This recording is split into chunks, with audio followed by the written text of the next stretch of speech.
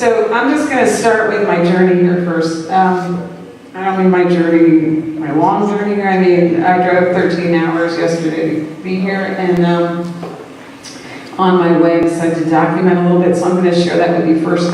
As I get deeper into the whole subject of the technical end of what's going on with our sky, I marvel at the ingenuity and endless variety of ways to fuck up the sky. Okay, I know we have a 12-year-old here, which is so good. Okay, I'm sure she's dropped that bomb before. So, but specifically, I want to talk about chem bombs a little bit. As I was driving here, I did note 3 or 4 chem bombs that were dropped, and they literally look like, if you've seen those photographs of like Hiroshima and Nagasaki, you can kind of tell because they come from the ground up, and it's like they look like a mushroom cloud.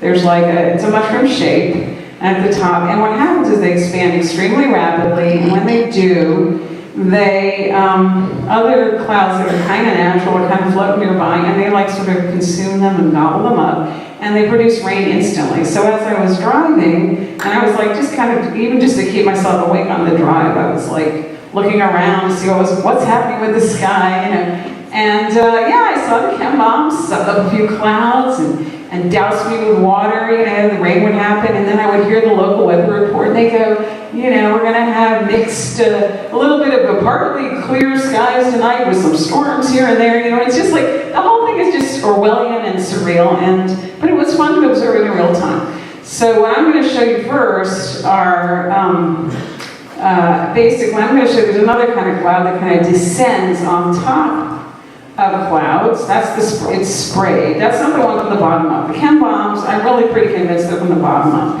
And see, I'm just continuing to explore this because I realize that maybe I know 5% of what's going on. I mean, there's just so much going on with this guy. So this particular series is a shot of, I stopped at a rest stop and just observed this fakey cloud starting to gobble up a natural cloud. So, okay, get in there, buddy. Here we go. All right, so you can see the cloud on the top. That's the one that's coming to get the cloud on the bottom. See the one on the bottom? And see how they're almost touching? How it looks like a little white mountain. All right, so that's shot number 1. And then we'll get to the next one. This is a zoom in, so you can kind of see there's a space here. See that space? See that? And this is like the weirdo cloud. Okay. So move him over. Now, watch what happens. And this was within the course of 5 minutes. Because this stuff moves very fast. Power plants. Next one. Oh, come on. Power plants. Go to the next. Yeah, go next. Power plants do that. Oh, okay. All right, you're talking about the ones that come to the bottom. All right, so now, you see how it's starting to grab it from the top? Okay, grabbing it, and then Next one. there it goes. See what's going on? It's eating it, and it did eat it. And then it turns from like sort of like a fluffy cauliflower-looking thing to like, you know, sort of this bizarre wispy shape. But here you can see you can see the sort of the scale of the big cloud coming down to attack this other cloud. So now it may very well be that this other cloud was generated from who knows what. I don't know. I can't even speak to that, but I can say that some of the clouds have more lifelike shapes than some of the others. And then when you see the monster cloud go and get the other one, or even if it's just a chemtrail that gets the other one, and I've also observed this from above as well, where you see them literally, right, it looks like they're wrapping the clouds in ropes, and then the clouds kind of start to assume disturbing shapes and start looking like you know, flying saucers and things. All right, so here I'm going to show you a little bit of just a typical day in Nashville. Here we go. As you can see, they lay down in rapid succession. And I like this shot because it shows you the chemtrail sequence of time. You know, this is not a time-lapse photography thing. These are all separate chemtrails, but here's the first one. I mean, here's the first one. So the first one is like already spread out, and then it's a little less. So these are 1, 2, 3, 4, 5 chemtrails, all going for the sun. And that may be an orb, I don't know. Who knows? It could be a camera reflection, it could be an orb. I've seen orbs. The sky in Nashville is an endless entertainment. This is from flying to Philadelphia. Note the regimentation of this cloud cover. Very, very square. We have these clouds remind me of like biscuits at a fast food place, you know, they're all like nice and square. So here we go to get a little sense of the expanse. And by the way, there's some weirdo activity going on over here. I'm not sure what's happening there. But you see, and that's going out pretty far. That's a massive cloud cover. That's a giant system. And then here we go further out. Look at that thing. I mean, it just goes on and on and on. So it is obvious this program is going on at a really massive scale. Now, this is just a typical cloud in Nashville. Obviously there are different formulas for these sprays because look at this. Like, what is this? Is this the hairbrush cloud? I mean, what is this cloud? You know, the porcupine cloud? What is this thing? I don't know. But I mean, how can anyone look at that and think that that is a natural phenomenon? You know, I'm just like, I'm completely mystified. All right, so that's a fun one.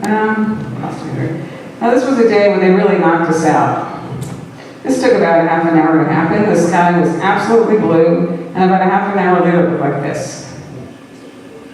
And that's what I call a pretty quick aerial assault. And that's my street. Okay, I'm just looking down the street. That's where I live. But I mean, listen, I mean, like I got up this morning and watched them do it to, that's Philadelphia. I go back and forth to Philly a lot because my 92-year-old mother lives there and I have to hang out and do stuff with her. That is an advertisement for a house. Isn't it lovely? Don't you love that thing going on in the background? Couldn't wait 5 minutes. I mean, if you want to have some fun, go look up, houses for sale anywhere, and just look at some of the freaky sky shots. Another fun thing to do is if you do end up wasting any time watching any TV shows or movies on Netflix, if like there's a particular moment where the sky is just horrific, like, stop it, photograph it, add it to your repertoire. Let's see what we got here. Oh, yeah, this was Philly. All right, so pay attention to these, what I like to call sperm clouds. See them? Very natural looking. I did a zoom in. There they are. What are those things? I mean, don't they look like marine creatures swimming upward or something? I mean, is that a normal cloud shape? I don't think so. It's just, you can just look up and there's always something. There's always something. Here's a lovely shot, again, Philly. And this is sort of like the below of what I photographed from above in the plane. It just goes on for miles and miles and miles. And it's very, it's the evenness of the zigzag, the perfect rows. Obviously not natural. Another shot of just the, how far it goes. It goes pretty far. And this is what I like to refer to as plaque psoriasis clouds. I try to give them funny names. Like, I know NASA came up with the 70 new cloud types that's like a brochure for elementary school students. And so they have one that's called the mammatus clouds. So I refer to that as the mammal tush clouds. And they have one, I think it's called the asparagus or something. So I refer to that as I think called the asparagus clouds. I just try to make fun of, their stupid names and come up with about 20 other ridiculous names because one way you can combat evil is with humor. I mean, people do respond to humor. I mean, most people have their defenses up, but humor is a really effective tool. So I recommend that. So that's kind of my little intro. And I don't know how much time I have, but do I have 5 minutes to kind of, okay. So I'm just going to tell you a little bit of how I got to this whole thing. And I'll just add it because I don't want to just read it straight, but I just kind of took some notes.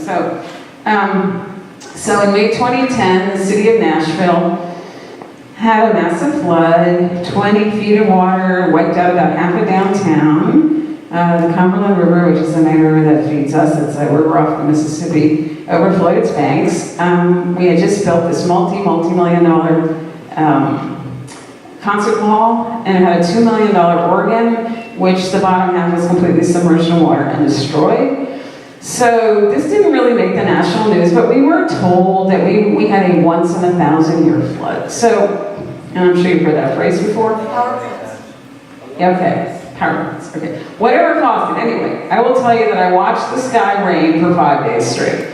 And I didn't know what the heck was going on. So the sky was just gray. There was no real cloud definition. It just kept raining and raining and raining. Super heavy. Every so often, a little bit less, but I mean, it was just pretty much nonstop. Our own basement flooded about 8 inches, and we were lucky. We were on low ground. We had friends whose basements flooded right up to the ceiling.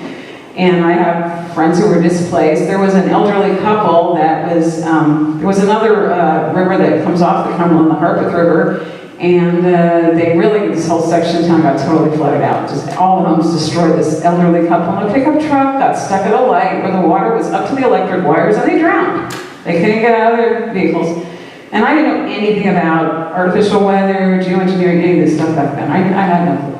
But then in January 2011, I happened to see a headline about 4,000 red-winged blackbirds fell out of the sky in Beebe, Arkansas. And they were all dead. They just like landed. It was like raining blackbirds, okay, in this little town. It's just like a one little paragraph and news story. And I'm just like, wait a minute. And they go, oh, we think that they got scared by the fireworks and they flew into buildings. You know, it's just like, this is not it. You know. So I went click, click, click. All of a sudden, I'm at chemtrails in Harp, and I didn't know anything about this. And then I'm at the movie, What in the World Are They Spraying? So, of course, I watched the movie, and that was it. You know, the movie was the big wake-up call. And I think it has probably been for a number of us, and I do think it's good to remember that and remind people to watch it, because, you know, if you do get engaged in conversation with people, sometimes you don't feel like talking for an hour about it. You might say, hey, you know what, I'm going to send you the link to this. It's free, watch it, you know. So that was it for me. Next day I get in my car, I'm driving to work. I think I'll look up at the sky now, you know. It's like, you know, there's like 10 lines going across the sky. I'm like, oh, wow, imagine that, the coincidence that just what I read about is happening today in Nashville. How do you like them apples, you know? And of course, at that point I didn't know it was happening every day in Nashville, just about. I mean, they do now allot us about 1 day a month, where we get some sun, and it's never chemtrail free. By the way, it's never chemtrail free because there's always a powdery haze to the sky, and if you look at the silhouette of a building, you'll see it. And you'll see the building silhouette, you'll see the powdery haze. It's never totally blue. Maybe after like a really heavy-duty weather event, maybe then the sky will be washed for about like, an hour, I don't know. But it's bad. I mean, it's just ridiculous. So that was it then. I was just off and running, and I was on Facebook, and I was meeting people. And but I want to talk a little bit about personal advocacy, because David, I believe, was the one who said, like, he's always looking for an excuse to talk to people and just get into personal conversations. So I have a quote where every day, 5 people a day are going to hear what I have to say on this subject in person, face to face, and I'm going to use any excuse if I'm in the checkout line, if I'm standing in the parking lot. And I'm happy to say I've woken up every cashier at my local Publix supermarket. And now when I go in, they go, hey, happy chemtrail day, isn't it? You know, and it's like great, because when they say that, I go, and then I turn to the person behind me and I go, and they just kind of look like, what the hell's going on there? And then I just start my conversation, you know? If I'm in the parking lot, there's always something to see, because the parking lot is like a big circle of sky, and I always see something in the Publix parking lot. So I get the phone out, and I'm looking at it, somebody walks by, I try to catch their eye, I try to engage them. I just feel like, you know, it's up to us to do that, and one should never feel that as an individual you're powerless, because, I mean, history has turned on the power of inspired individuals. And every single one of you should give yourselves applause, because you're all inspired. You know, you got it. So get out there and do it. You know, I'm going to start to get verklempt here, but I've already cried twice today. You know, just hearing the passion. You know, it's just, you guys are great, and just keep it up. And if there's anything else I want to say about the whole business, not really, other than I did have one other hilarious little, let's see if I can get to it, this one other little photograph, which is why it's so important you guys do what you do, and here it is. And I can't speak to you know, other countries, but anyway, just in a global sense. You did not come here to serve fictitious money and governments. You came here to bring heaven to earth. So that's it.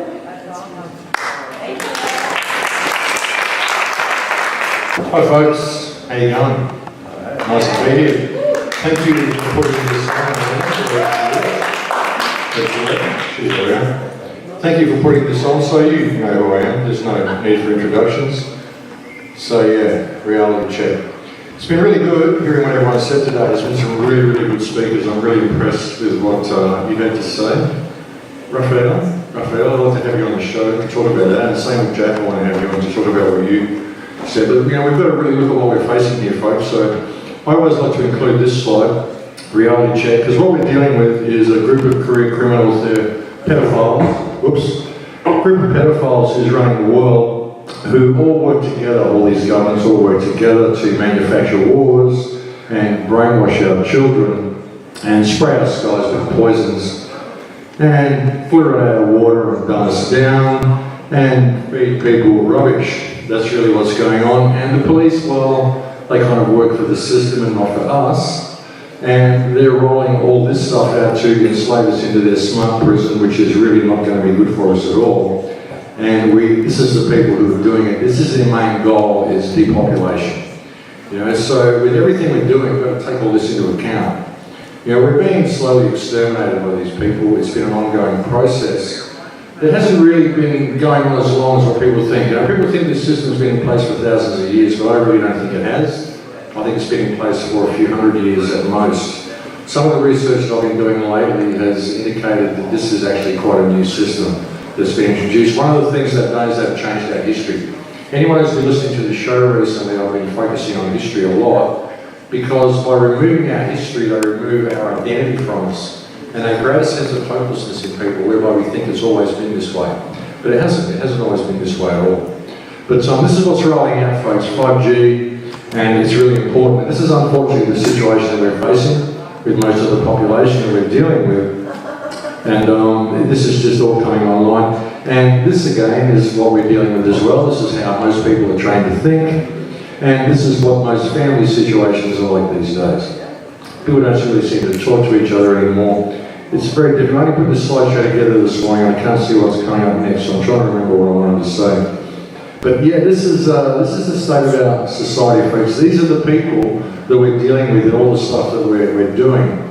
So as much as we're being sort of kind to these people and trying to sort of politely wake them up, we've got to realise we're dealing with people who are heavily programmed, and that's just the way it is. This is what most people's lives are all about. Of course, you can ask your children what's going on. They'll tell you, because the education department tells them what's going on.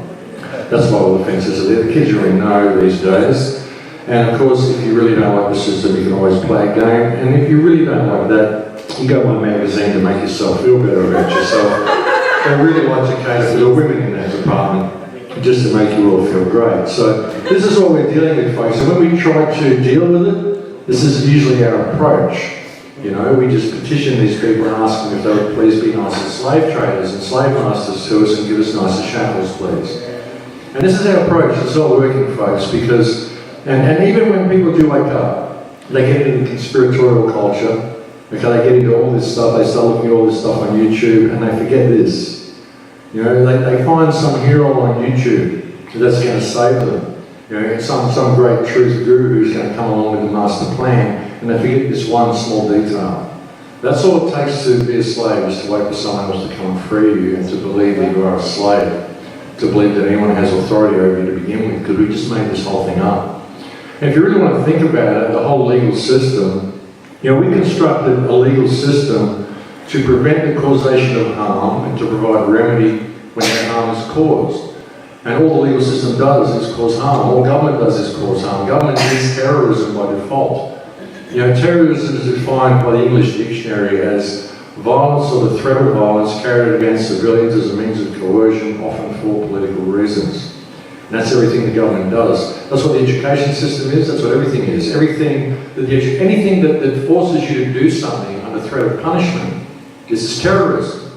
This isn't any way to learn. This isn't any way to teach our children how to learn things. You must do this, or get threatened to get the cane or get detention or whatever. And with what they're doing with the smart grid, they're taking it to the next level because everybody's getting really addicted to the internet these days.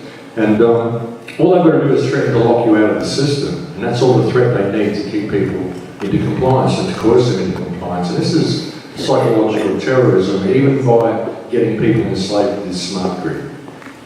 This is a picture by a friend of mine called Adam Scott Nunn, and it's called Wisdom's Dare. Because that's what I think life is. Life is wisdom's dare, and its dare is to be wise. And in every crisis that we face, there is huge opportunity. The Chinese word for crisis and opportunity are interchangeable. So we should look at that. There's a huge opportunity in all this. The system is being made really, really bare now. And if we're correct about it, we get all these people that are going down these rabbit holes and get them a little bit of focus on this 5G. We might even wake them up to the chemtrails.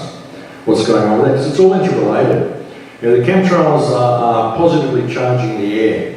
And I think they're going to be used to carry the 5G signal everywhere. And the 5G system is a prison system. It's not a communication system, it's a prison system. You know, it's going to do so much damage to us. The radio waves, the frequencies it's going to put out. It's going to be like we're all living permanently inside an import scanner when 5G comes online. Not to mention the active denial capabilities of it. You can actually target individuals with 5G. You can target certain individuals for active denial, like that picture I had up before of the girl crouching over. The nanotech that's in people now from the chemtrails, because this is a multi-platform delivery system. They're doing so many things with it. You know, delivering heavy metals into the air, delivering heavy metals into us, into the soil, burying so they can track everybody. You know that old film Running Man with Arnold Schwarzenegger, I think, the Governor Schwarzenegger, yeah. And they injected him with barium before he went off running so they could track him on the radar. Remember all that? That's what the barium is for, so they can track everyone. So they can track everyone with the X-band radar. Everyone's got an electromagnetic signature now, so they can find everybody. There's nowhere to hide. And they're doing it everywhere. And all the governments work together, folks. The Internet of Things is coming on everywhere, and that's what it's all about. It's a prison system. Lock humanity into this little cage where they can keep us exactly where they want them. And it's everywhere. They want to keep humanity in a place, and that's where they do keep us, in this place where we're always just struggling, trying to find a way out, even trying to find our way out through legal means. And all the legal stuff that you're talking about, that Jack was talking about, and all the other legal methods that you're talking about as well, this is great stuff, we need to do it, but we're not really going to get a remedy from it because everybody's compromised. If they weren't compromised, they wouldn't have that position. You know, the world's run by pedophiles. They run all these wars mainly to harvest organs, is what they do with most of the wars. And it's all contrived, and all the governments work together. They all work together. And that's the problem with government. That's why we don't need them. And like I said earlier, I don't think we had these people around for very long at all. I really don't. I think there was an event that happened maybe 400 or 500 years ago. Something that I've found in my travels in the last year that's really caused me to question history. And I spent most of my life looking at history. That's what got me on this path, was wondering how we got here, wondering how they built the pyramids and all this stuff. How it was all done? Why there's these monuments lying everywhere around the earth? And what I've found recently is the remnants of a mud flood that's gone across Europe within the last 500 years. And it appears that this has wiped out a whole layer of Europe, at least 12 feet in some countries. Sometimes 1 or 2 stories of buildings, entire stories, entire floors, and it's not in any history books. And it's about the time they changed the calendar. And really when you look at all the remnants of all the artifacts and all the remains of all the ancient civilizations all around the world, they've all got a common fingerprint. And it would appear that there was one culture that existed on this earth not too long ago. You know, a lot of the stuff that they're telling us happened thousands of years ago probably didn't. It probably happened hundreds of years ago. And they changed history when they changed the calendar to give us this sense of despair and to create the need for government. Now, if you look at things like the Vedas, the Vedic culture, that society appears to have existed all over the earth. We didn't have governments. We all looked after each other. We did things right. You know, we're very, very different to what we think we are. We really are. And, you know, some of the stuff that I've learned in the last year, and this as well, you know, does anyone think that the government is going to save us? All of this sort of stuff. Does anyone think this guy's really going to save us? He's following the same agenda. All these people work together for us. Like I said, it's all the same agenda. But they've created this false history and created this whole narrative to create this threat which isn't real. You know, all these wars are contrived. There's no reason for anyone to be killing anybody. There's no reason for any country to be going to war with any other country. It's all governments facing off against each other and creating these threats and selling it to the people and then just depopulating the planet. That's what they're doing, it's depopulation. You know, that whole concept of 500 million, they want to lead the world into where there's only a population of 500 million. That's what they're doing with this whole smart system, and that's how they'll do it. And then they'll dumb everybody down and remove everybody of their health and get these little drones, 500 million drones just working for and running their system. And this is what's going to be running it all 5G grid. And like I said, it's coming out everywhere. If you think that America and Russia are really enemies, you go to Russia, what do you see? 5G. Everywhere. Go to North Korea. What's happening in North Korea? 5G, smart grid. What's happening in Iran? 5G, smart grid. What's happening in all of the Middle East? 5G and the smart grid. What's happening all across Europe? 5G and the smart grid. Australia are leading the way.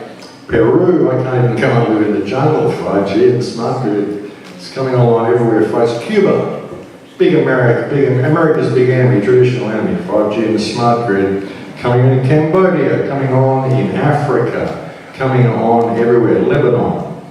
Look at this, and Israel, this is who invented it, of course, the 5G technology. So it's coming in everywhere, folks, and it's been presented as something wonderful, but really it's just this prison system. You know, what they're doing with 5G is this, like I said, active denial. They can target people and they can limit people's movement. And with the chemtrails, now everything's positively charged. They can pinpoint anybody anywhere, so there's not going to be any escape from the system no matter where you are in the country.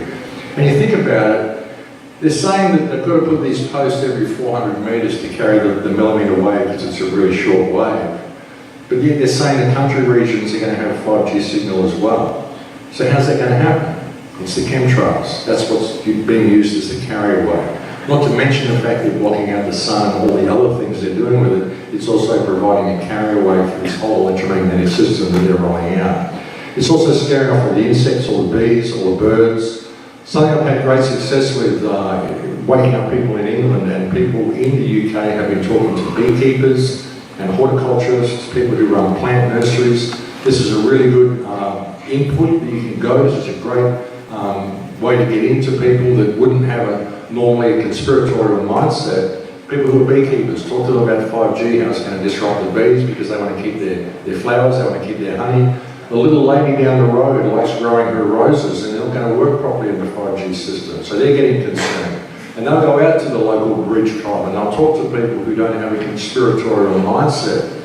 There's a big movement happening in country regions, farmers, beekeepers, horticulturists. So that's a really good group of people to talk to. If they're not aware of this 5G information, they're not aware of the chemtrails, it's a good spot to start. Because that way you can approach these people and they will listen to this information and then they get a little bit down the rabbit hole and it starts opening up to other things. So it's a great starting point to go to. Because it's coming out everywhere, folks. And have you seen what's going on in China with social crediting? Well, I've been screaming out about this for months now, social crediting. People are just starting to pick up on it now. When I did a talk on this in Mexico in February, there were, was it 7.9 million people on China's credit blacklist. About a month ago, there were 11 million people on it, and about 2 weeks ago, I had another report that's 13 million people now on China's credit blacklist. So that's grown from 7.9 to 13 million people since February. And on the credit blacklist, if you're caught doing something they don't like, you just get blacklisted, and something you can't have access to certain services. I've got a little video here, I don't think we need audio for it. So this guy got blacklisted. He was a journalist who wrote an article about the government, and then he went to buy an airline ticket a couple of weeks later and got told he wasn't qualified for the airline ticket. There's no appeal process. There's no one he can call, there's no one he can email, there's nothing he can do. He just can't buy an airline ticket. And he can't buy a ticket on a high-tier train. You can only buy local trains.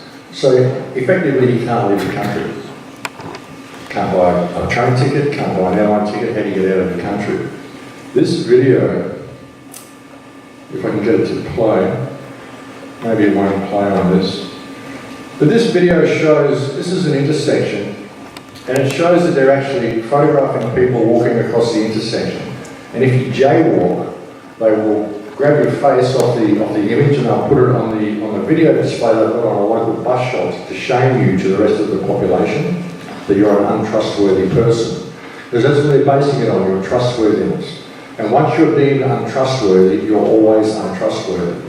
And it goes through the video to show you that untrustworthy people are people who are caught smoking in a non-smoking zone, people who are caught jaywalking, people who are caught doing the most ridiculous of little things. Suddenly they find that they're blacklisted and they can't buy certain things, they can't have access to certain services. Certain services such as buying plane tickets, buying rail tickets, or renting a house.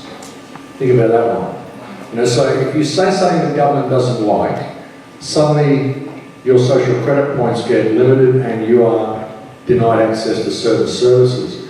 Once it all goes smart, then you'll have your clock radio listening to you, you'll have Alexa listening to you, and if you say something that the algorithm doesn't like, it'll just put a black mark against your name. And you'll get blacklisted by default. You won't even know it's happened until you go to buy something and you find you're not qualified for that service. And then if you get too far outside the system, in China they got these new facial recognition glasses. They picked someone out of a crowd a couple of weeks ago, 60,000 people at a rock concert, all looking at the stage, and they got this one guy out of the crowd, let him out with this facial recognition system they've got in China. These glasses, so the algorithm can simply say, well, Angel has just said something we don't like in her bedroom while she was talking to her husband, and she said something else again, her toaster heard her saying it at breakfast time. So now we've put 3 black marks against her name. She's now below the social credit point. Now we deem her to be a danger to society. So when she goes out shopping, there's a police officer out there who's been alerted that this person is out and about, who's got his glasses on. There she is. And the algorithm has already determined what the punishment is, according to what her social status is, so she goes into the smart prison. And that's how you deal with dissenters. They just disappear. Simple. Because they're untrustworthy. And everyone wants them to disappear because they're untrustworthy. The Chinese actually like this. They think it's great. They think it's going to make a more trustworthy society. So that's where we're going, folks. That's the whole thing. That's where they're taking it. The whole internet has always been a wolf in sheep's clothing. That's what it's been about. Has anyone here a show that I did about a year ago called Giving Life to Lucifer? Anyone listen to that show? That show kind of explained what we've done with the internet, how we've given it all our power, and how it's now becoming a life force of its own. We're handing full autonomy over to it, and it's going to be making the decisions that control our lives, all based on algorithms, which are all based on an economic perspective of everybody. It sees everybody as an economic node, and it judges you according to your political correctness and your government approval rating. That's where it's going, folks. That's what it's always been. And it's leading into this new trade system that nobody's talking about either. One Belt, One Road, the new Chinese trade system. This is why Trump's doing all this posturing and all this stuff with North Korea and all this stuff that's going on in China. He's pointing the United States away from the rest of the world. Make America great again. Bring all the industry here, get all these things happening here, which is good the way it should be in a normal country if we're going to have these sorts of countries, which we really don't need anyway. But anyway, if we're going to have it, sure, you need the industry here, but the way he's doing it is to pull America away from Europe to create the excuse for the Europeans to adopt this new Chinese system which is rolling out, which will isolate the United States more. And when that happens, the United States will lose its position as a global reserve currency. That's what will happen. And it's all going to move over to crypto with this whole new One Belt, One Road system. I even told you about it. Remember this? The Economist magazine was just like 1986? 1988, 1986, and they tell you right there, 2018, get ready for a world currency. What year is it? 2018, it's all gone crypto, it looks like Bitcoin, you know. And China has adopted a new cryptocurrency, it's going to be launching with this new trade system, so this is the way it's going to go. It'll be a gradual thing. It's going to be this big crash, and the United States will probably go last. It was maintained as the big, strong United States dollar, the global reserve currency, and everything will fall down around it, and it'll look like it's all good. But then everyone will realise the ship's sinking, and they're going to change over to this system. And then America's going to have to tighten its belt and bring everything back online, and they'll slowly introduce the Chinese work ethic, more regimented, more surveillance, more cameras, border protection against terrorism. It's a joke, and this is what we're dealing with, folks, trying to deal with this with people. So that's the bad news anyway. People are sitting there thinking the world's all great and all this shit's going on behind them.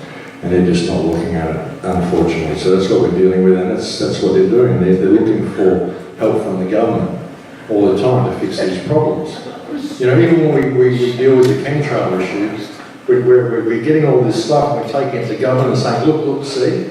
Well, most of them probably know, and if they don't know, then they're compromised anyway, otherwise they wouldn't be in a position of authority enough for you to be taking some papers to them.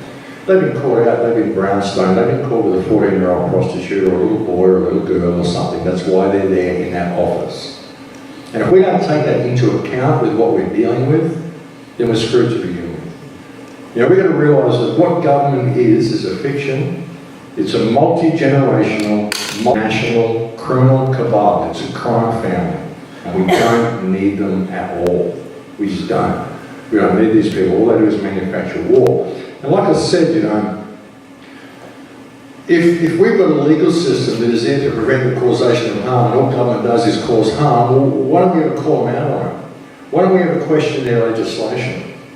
You know, and question their validity to even put this legislation on us. And I always use Israel and Palestine as the key for to demonstrate that there is no law. And like with that issue, it doesn't matter whether you support the Israeli side or the Palestinian side.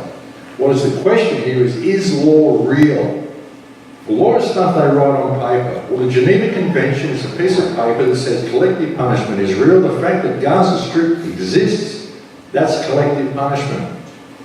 And that is supported by thousands of politicians all around the world who are all war criminals under their own law, regardless of which side you support. That's a breach of law. So what makes any of their law valid? How can you come and inflict your law on me when you're a war criminal under your own law? So let's discuss your validity to even sit in that chair to discuss whether you can inflict your legislation on me because your legislation is causing harm. Who the fuck do you think you are? It's as simple as that, sorry. But who do you think you are, you people? We never ask that question. You know, if law is real, then it applies to everybody. And if it doesn't apply to everybody, then there is no law. And we need to revert to natural law. And natural law says that people will face the consequences of their actions. And the consequences of your actions are that we are all really angry. And we're going to hold you accountable for your actions. And we need to say that. We need to call that out, folks. We really do. You know, one of the things that I've said ever since starting this radio show is that the biggest asset you've got is the people around you. And the people around you are your greatest asset. Our communities are our greatest asset. And if we stand up and call this out, we could change the world in a day. We really could. You know, we've got all the infrastructure we need to run all of our countries perfectly. We don't need government to run them. All government does is sit at the top and it's racketeering. So you've got your transport system, your food system, your agricultural system, your this system, your that system. We're going to sit here and say, all you guys are going to do things our way, and if you don't, we're going to put you in a cage. That's all it is. You're going to do it our way, and you're going to give us a cut of everything you do. And if you don't do it our way, we're going to get these guys to come and beat you up and put you in a cage. And that's all police does. It's terrorism. They'll kill you to keep you safe. They will. They'll push it that far. I mean, people may say, well, that's ridiculous. A police officer would never kill you because you're not wearing a seatbelt, but they will. You know, if you come up to them and they say, well, no, I just don't want to wear it, they'll pull you out of the car, they'll drag you, and they'll fine you, they'll arrest you, they'll take you to jail. If you don't go along with them, they'll take it to the point that they will kill you. And really, they pulled you over to keep you safe because you're not wearing a seatbelt. What's that all about? How does that work? They'll kill you to keep you safe. You know, they're not doing what they're supposed to do, and they're not serving society at all. But again, you know, when we... It's true. Well, you know, it's true. They don't really do the right thing, do they? But, you know, that's also the problem, because they're facing the same threat that we do, that we're facing. And by being confrontational with them all the time, we're reinforcing this attitude that the government tells them that the public are their enemies, you've got to be careful all the time. That's why everyone gets shot by the police all the time, because they've got the police so paranoid and scared of the public. And they think if some guy just, you know, puts his hand up too quickly, he must be pulling a gun out of his sleeve or something. So they just shoot him on the spot as soon as he moves too quickly. The guy goes for his license, they shoot him because he reached inside his coat after they asked him to get his license out. You know, one guy pulled his hand into his pocket the other day and got shot by the cops because he put his hand in his pocket. Just a guy walking down the street. I mean, ridiculous stuff like this because of our attitude towards these guys. So we've got to start waking these people up as well because we need these people to do their jobs. Because they're not doing their jobs, they're not preventing the causation of harm. They're actually engaged in terrorism to support a government agenda, and half of them don't even know they're doing it. You know, a lot of people who join the police force because they think there's a lot of crime on the streets and you need more police. You know, there's only a lot of crime on the streets because all the laws they create, because every time you create a law, you create crime. That's the way it works. That's how you build a police state. If you want a police state, you just make lots and lots of laws. Oh my God, look at all the crime. You made it illegal to walk on the grass, you made it illegal to walk your dog on the beach, you made it illegal to do this on a Sunday and that on a Wednesday, and all this stuff which is just normal everyday activity. And then you come and say, oh my God, look at the crime figures for last year. We need more police. Everyone's going, where's all the crime? I'm not seeing it, but wow, look at the figures in the newspaper. More laws, more police, more crime. That's the way it works. When Obama, with Obamacare, 80,000 new laws with Obamacare, that's 80,000 new crimes. Easy, that's how you get a police state, that's how they're done. We don't need them, folks. But we've got to reach the police. We've got to find a way of reaching these people and letting them know the danger that they're under as well. That's if any of them are human. And we've got to not be scared of sticking our heads up as well. I mean, unfortunately, that's the mentality in people. That's the society we're dealing with. And anybody who does stick their head up gets just mowed down. And that's what they're doing with this whole social crediting system and Internet of Things as well. Because, you know, when you've got an Internet of Things and everything's digital, everything's got an IP chip, and all the cash is digital, you walk into a supermarket, you pick stuff up and you walk out, it doesn't matter how much money you've got in your bank if you're blacklisted. This is where cryptocurrencies fall down as well. It's something that the crypto crew didn't see when I was speaking to them in Acapulco. They had complete tunnel vision with what they're doing. And a lot of the crypto stuff, it's a great idea under the current fiat system. It's a great way to free ourselves from the government. But when they're bringing in the IoT over the top and social crediting over the top, it doesn't matter how much money you got in the bank. You know, if they limited your purchasing power because of your political viewpoint, then you can have $1 billion in the bank. Doesn't matter if you can't spend it anywhere. And money's fiction anyway, it only works for them. It was only ever in place to put us in a state of scarcity, you know. We're not really looking at things. I have no idea where I was going with this slideshow, so I'm just going through changing pictures for you guys. So we don't ever look at things, you know. We're always waiting for someone else to come along with the fix, and we've got so much stuff in our head that we don't really know what's going on at all. And that's one of the problems as well, you know. Like I said, this is the big issue. But life is wisdom's dare. And we need to start standing up and calling things out and everything that we do, asking why we have to do any of this stuff and realising that what we're dealing with here is people. You know, just people. Like I say on the radio show, it's our obedience to authority, our compliance to authority, which is just terrorism. A whole lot of it is terrorism. That's what they used to do all this to us. It's just terrorism. And it's our compliance with this that causes it all. These people don't have any power over us, you know. Inside us is something incredible. You know, it really is. I mean, some of the research I've been doing lately, like I said, about how that changed history and what we're really capable of is absolutely incredible.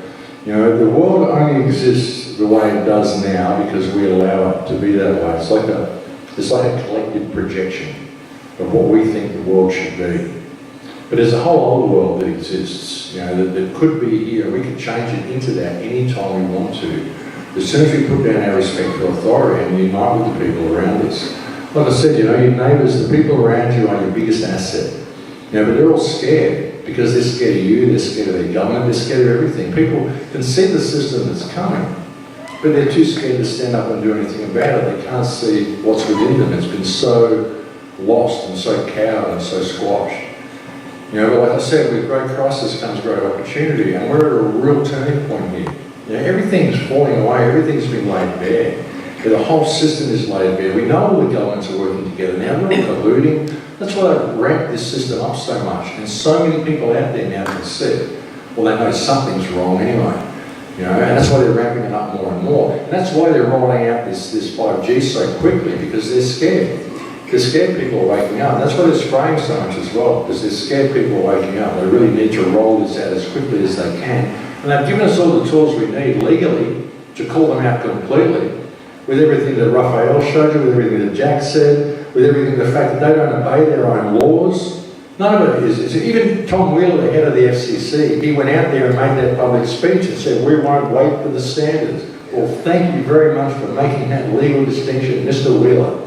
You know, start taking action against these people. I don't live in this country, but he does, and you guys do.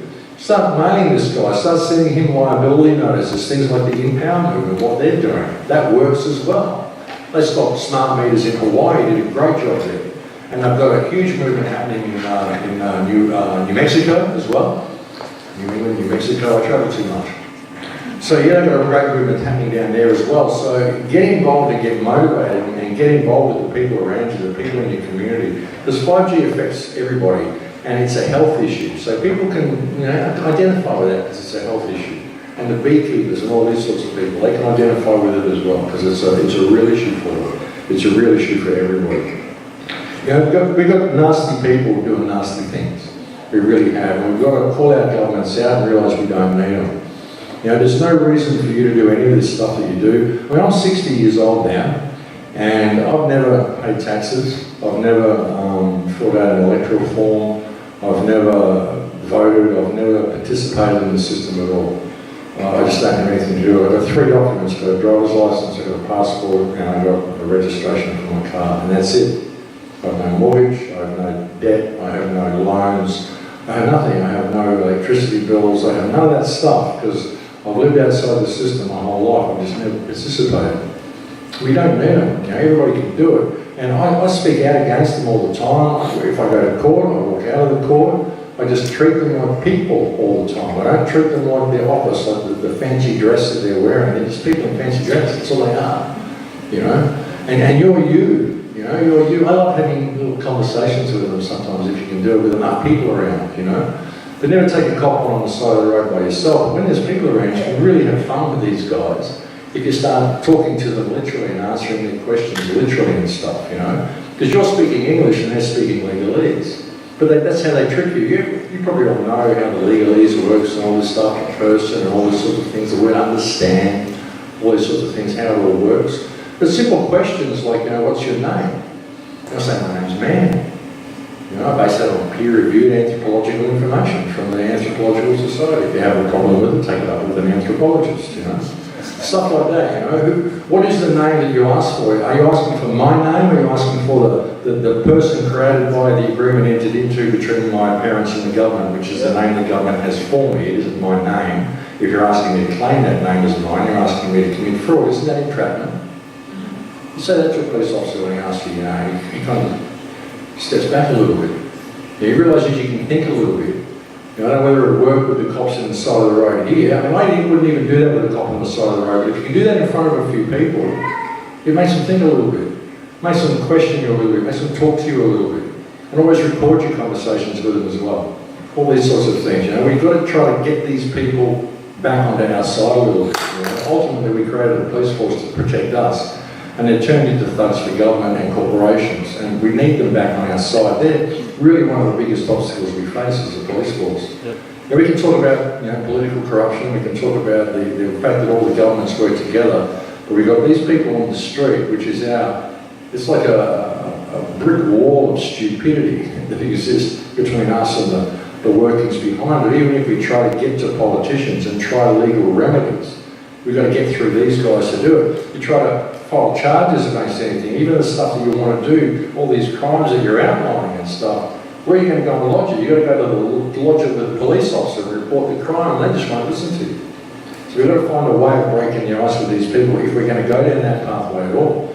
And if we're not going to go down that pathway, and you know, we won't get a remedy there anyway eventually. It'll take too long, we don't have time to do it. If we're not going to go down that pathway, then the only other way is for us to rediscover ourselves and step back into ourselves and start acting like real people again and realise that's what we're dealing with, just people. They've got no right to do any of this stuff. And a lot of the chemtrail planes and stuff, I don't even think all of them are jets. I think a lot of them are drones, and I can't prove that, but I think a lot of them are drones. I wouldn't be surprised if NASA is heavily involved in the spraying as well.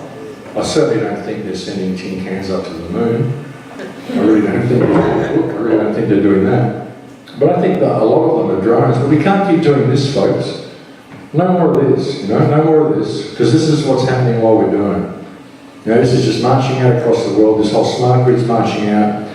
That's what they're bringing online in all of our countries. They're hooking us up to this grid, folks, and this is what we're taught to do. And they know about it. But that is a loaded term. Because what is resistance? Resistance creates the impression that this inevitable beast is coming and you must resist as long as you can. It's a loaded term. What about that? Response. We need to respond because we're under attack. There's a war going on. World War III started years ago. World War III is a war that the governments are waging against the people. And this is one of the tools they're using to do it. And we're not fighting back because we're not identifying the fact that this is a war. It's a soft war. That document that got released, Silent Weapons for Quiet Wars, Quiet Weapons for Silent Wars, whatever it was. Well, that's what's going on, folks. So no more of this, no more of it, no more of this, no more of this, no more of this, no more of this. No more of this, folks. No more of this. Start speaking out. Everybody's got to start speaking out. It seems like, it's a little person against the storm. It seems really, really hard to get out there and there's this big leviathan. But it's not. It's just this big, massive confusion. And we keep looking for ways through the confusion, using their confusion to do it. They created the whole legal system to be that way, to be what it is. They created the legal system really. We think it's there to provide us with remedy and all this sort of stuff, and that sounds really good. That sounds like what law is for. But really the legal system is there to protect them. Everything that's wrong with the world today is wrong with the world because it's legislated to be that way. Even the little things that go wrong that cause us to get irritable with each other and all this stuff, these little irritations we have in our society because things don't run properly, it's all legislated to be that way.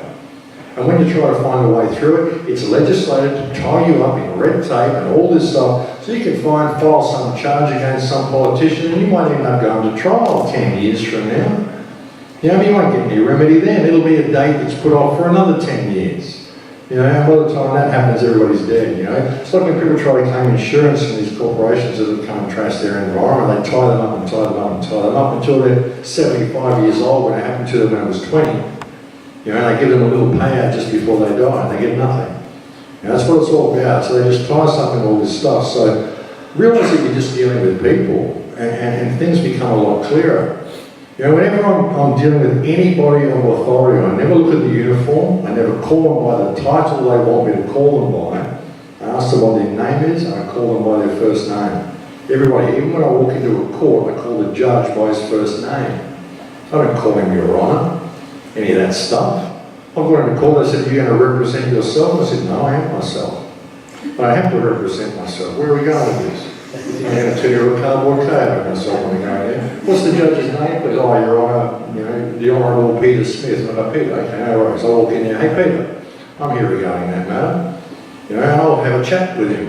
If the prosecutor pops up, I'll say, excuse me, I don't know you, I don't recognise you, I'm talking to Peter. Stop interrupting. And we have a conversation and I walk out of the court. And it works really well. If you realise that you're a living man, you're living people, no one has authority over you. You don't have to do any of this stuff. And if you're religious, I don't know how many of you are. Maybe you are, maybe you're not. But even when you look at the Bible, if you look at the trial of Christ, even when he said to him, because he showed you right there, they said to him, are you the king of the Jews? And he said, do you say I am? He never answered. He never gave his name. He never did it. That's why Herod washed his hands and let the people do it. Because he wasn't going to step into that as well, because he knew how it works. They gave you a clue there. There's all these clues through all this stuff of how it works. The Wizard of Oz, the straw man. It's all there. The Wizard of Oz tells you how the whole system works. You ever looked at that movie through those eyes? It tells you how the whole system works right there. But this is the world that we've got. And we don't want that world, folks. There's a much better world we could have if we would simply pay attention to the world we've got and start dealing with it. It's a whole nothing about this system makes sense. Even civilization doesn't make sense. How do we ever construct this to serve us? Because it doesn't serve us. It just serves the people. It serves the rulers. And we've got to do something for these guys because that's what it's all about. These guys, the future. And it's up to us because the kids that are coming through, it's wonderful to see this 12-year-old girl saying what she was saying. This is incredible to see that in the youth. I almost came to tears during that speech. But that's what we need. We need the youth to stand up, because the kids that are starting school now, when they get to be 12, they're going to have no reference point for what it's like to be free at all. They're going to have no reference point for what it's even like to be human. They'll be getting iPads and little things to click on as soon as they're in the cot. You have parents giving kids an iPhone to play with in the stroller while they're in the supermarket just to keep the child happy. And it's dopamine addiction, instant dopamine addiction, instant gratification, disconnection from everything. In the Philippines, you know, they've got these greater family units and all these kids there's never problems with families and stuff. They've noticed problems starting to develop now in these societies with the kids, because the kids are getting mobile phones and they're texting each other rather than talking to each other. So they're not getting the real communication, so they're developing problems with each other. Because you know, 90% of communication is non-verbal, and when it's not even verbal, it's just text, you don't even get the tone of voice. You don't even get the inflections of emotion in the voice, let alone the body language, or look in the eye, or look on the face, and all the other stuff that goes with communication. All you get is the words that you take at face value, and everybody takes it all too seriously. So suddenly all these kids start hating each other, and they've taken themselves way too seriously, and you've got these societies starting to break down, simply because of this testing culture. You've got to take all this stuff away from the kids, because like I said, they're going to have no reference point, folks. This slide always seems to find its way in there. I don't know why, but it does. I don't know how much time I've got. It's true. How much time have I got? Because I only really prepared a half hour. I can go longer. How much? Where's Nelson? It's set till the half hour. We wanted to have a talk. I think you said 3:30. What's the time now? 3:31. I can go a little bit more. Who wants to? Let's do some Q&A. Who wants to ask a few questions? Anyone got some questions? There's one. You've been around the world, we traveled around the world. Have you found anybody that was hateful or wanted to be in war? I don't find anybody who's hateful. Zero. I don't find anybody. When I go to Israel, I find all these people who want to live in peace and wish the Palestinians to stop hating. When I fall through the tunnels and go to Gaza, I find all these kids who want to live in peace and wish the Israelis to stop hating them. When I go to all these other countries, I don't find anybody who wants to kill anybody. It's governments. They all work together, and they all work together. Even in the Israeli-Palestinian situation, Hamas was created by Israel for the Palestinians to vote for. As soon as they voted for Hamas, they besieged it, they put a wall around it, so they could use it as an excuse to terrorise both populations, so they could bring on this whole police state. Oh my God, the Arab terrorists. Every single country in the world is being locked down because of the terrible Arab terrorists. You're all just saying, why is everyone hate us? I don't know. It's a joke. The whole thing's a joke. It's all staged. The whole thing's staged. All these shootings are staged. All these events are false flag events. All of them. Go to the next 1,000 people and ask them the question, do you want war? And every single one. Nobody wants war. And there's a clue, when the governments go to war, what do? They don't bomb the government buildings, they bomb all the people. Yeah, exactly. I said that on Press TV a couple of months ago when I asked people about the war. The presenter was kind of shocked. When I said if the United States and the Kremlin want to go to war with each other, then the White House should bomb the Kremlin, and the Kremlin should bomb the White House and leave the rest of the people out of it. Or arm wrestle up at the space station. Yeah, just go and arm wrestle up in their space station. Yeah, arm wrestle up there. Yeah, that'll work. I reckon we get all the politicians in the world, we give them all a hammer, we put them all on Christmas Island, and they can have their war. Go. That would be great. How do you so successfully stay off the grid with just those 3 documents? How do what? You so successfully stay off the grid. I don't know. I just never got on it. When I left school, I walked out of high school like halfway through my 3rd year of high school because I thought this is a joke. And I've been touring the world doing all sorts of stuff ever since, but I never signed on to the electoral roll. I just never got a real job. I was a musician my whole life. I never believed in ownership, so I never believed I could buy a house and actually own it, because I saw people buying these things and they were tied to them and had to pay them off for the rest of their life and they could never leave. And I thought, well, actually the house owns you. You don't own the house. This is a weird scenario you've got happening here. It's a weird relationship where you're kind of locked to this spot, paying it off your whole life, believing, going, I own it. This is a weird thing. I think there's a reverse psychology going on there. So I just never got into the system. I woke up when I was 4 years old and I thought, I've been born into a madhouse. So I just kind of stepped out. I became a musician. And it's even really weird how I even ended up being here doing this. because Max Egan is a non-deployment, it's a student. Max is my middle name.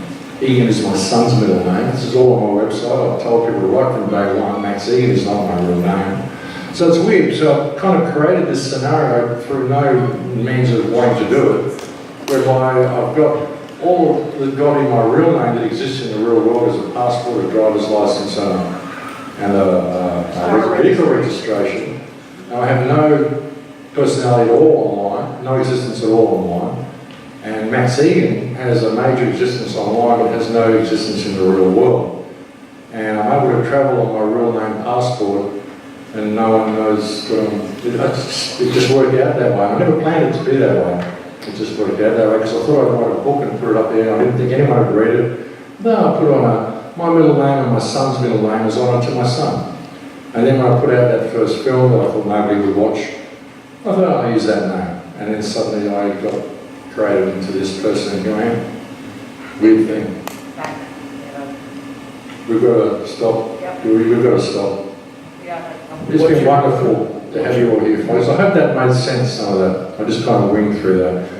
But I hope it made sense. We can do something about this. It isn't all over. We've got to get motivated. We've got to wake people up around us. Get motivated in your community. Start pointing out the health aspects to them and start questioning authority in every single way that you can. Ask them why. You have to do anything they tell you to do. Ask them why. Because you don't have to do any of it. Ask them how they're even valid to give an order to you when they're in breach of their own law, if law exists at all. Thanks, folks.